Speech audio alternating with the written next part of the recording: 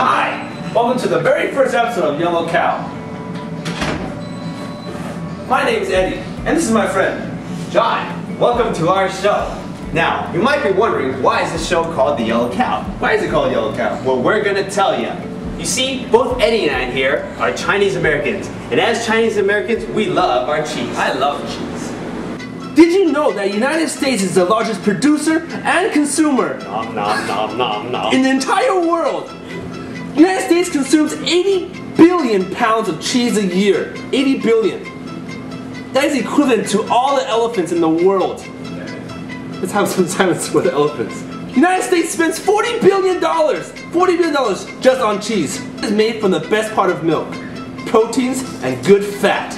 That's just chunkified into this beautiful smelly piece of orange goodness. Now, did you know that there are 20,000 different types of cheese? And I love Swiss cheese in those holy parts. Now there's nacho cheese, Cheeseburgers, cheese fries, cheese pizza, mac and cheese, Chuck E. Cheese. I love Chuck E. Cheese. But as American-born Chinese men, we also love our Chinese food, like 酸辣汤 and 烧饼油条. But strangely, there's no cheese or any dairy products in Chinese food. That's a good point. Now, isn't that a shame?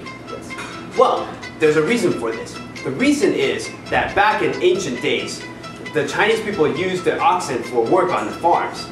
And of course, they tried to treat them really well. So they didn't eat them after they died, and they didn't milk them for their nice proteins and fats. It's a shame. But this has caused many Chinese people over the centuries to build up an intolerance for any dairy products, causing many Chinese people to be lactose intolerant.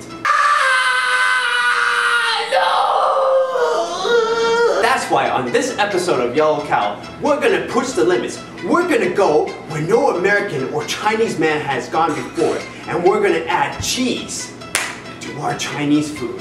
Thus the name, the Yellow Cow. Begin! Since for this competition, we're going to be trying to see whether cheese and Chinese food can go together, we've come up with some rules to judge whether these two things work together.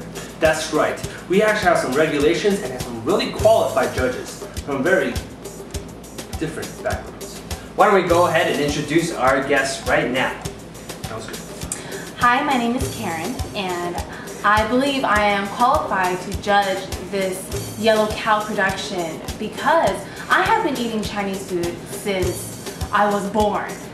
And although I was born in Texas, and yes, I am an ABC, I'm American-born Chinese, I do know Chinese food by their Chinese names on the menu, and so I do believe I am very qualified.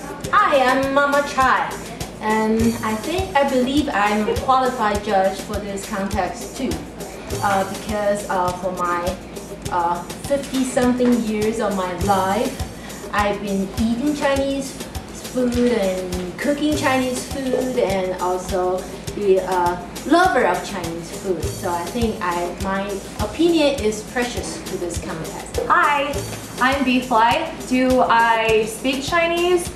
Eat Dian Dian? Do I eat Chinese food? Yeah, I do. But where I'm really qualified is that I know my queso. So I'll make sure that it's getting in there correctly. Alright, so this is the challenge for the Yellow Cow. We're gonna take traditional Chinese dishes and add cheese to them to try to prove that cheese can be in Chinese food. That way we can satisfy our traditional Chinese heritage, but at the same time indulge in our cheesy hunger. That's right.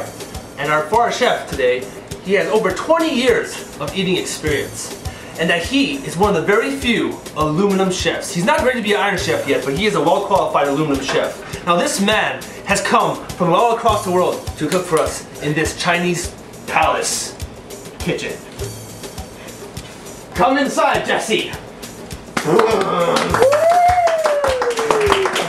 Now Jesse here is a well-qualified man. You can learn from him from any kind of skills or kind of tips. So Jesse, what is one important tip for us to embark in this Chinese cheesy goodness adventure that we're going to have here? I think one very important thing is to have the correct attire. Correct attire? You mean this footwear? Yes. Check. Alright. Ready to go. Before we begin, rule number 1, always turn on the fan. even when you're not cooking. Now for this dish, we're gonna be starting on the hot and sour stew. So, Jesse, may I ask, what are you gonna do with that cheese? We're taking the base of the soup, the hot and sour. We're gonna add bread, and then we're gonna place Swiss cheese on top. Oh! Hey, Okay. the holes. Looks like you need to fill it up with something. It'll be fine once it melts. Oh, it'll be okay. It'll all, yeah. Wow, We're gonna place this in the oven at 400 degrees. Boil it, and then we'll have some melty cheesy goodness on top. Open the oven. yes. Now how long does it usually take? The cheese should be nice and melty in about 5 minutes. Alright, for our second dish, we're gonna use one of my favorites, Chinese oil stick, or in Chinese, youtiao. Now, youtiao is something that you eat traditionally in Taiwanese breakfast, and also you eat it in this kind of bun, salbi. Now, Jesse, let me ask you, what are we gonna do today to make it more cheesy?